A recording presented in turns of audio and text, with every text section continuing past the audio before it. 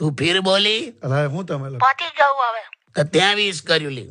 સાંભળો, ડ્રાયર લેવા જઉં છું. હું આ બાજુ હું આવ્યું અરે હેર ડ્રાયર હવે. કેમ લી?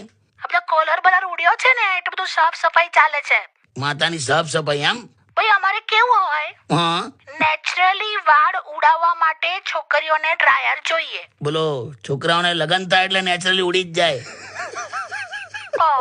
બિચારા છોકરાઓ, વાળ બહુ પ્રિય હોય નહીં તમને લોકોને?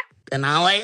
લગનના જૂના ફોટા જોતો હોય ને ત્યારે પુરુષ એના વાળ મિસ કરતો હોય, ખબર છે?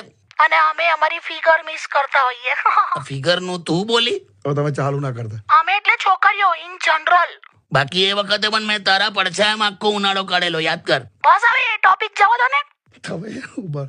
કાકી હા ભાઈલો, તમારી આમ નોકઝોક થયા કરતી હોય ને પણ તમને કહી દઉં કે કાકા તમને બહુ જ પ્રેમ કરે છે હા? એ તો મને ખબર છે. હે વચ્ચે વચ્ચે આમ અચાનક કોક વાર રોમેન્ટિક થઈ જાય છે. તે તો એવું જ હોય લી. પ્રેમ, ઝાડા, મુસીબત, કંજવાળે બધું અચાનક જ આવે. કેવું બોલે જો તો. ધૂળેટીમાં ક્યાં ગયેલા કાકી? ધૂળેટી કેવી રહી? અરે બહુ જ મજા કરી છે. તમે ના રમ્યા? હું વર્ષમાં 150 દિવસ ધૂળેટી રમું છું. હે આની વાતોથી જ હું લાલ પીળો થઈ જાઉં લા. આજ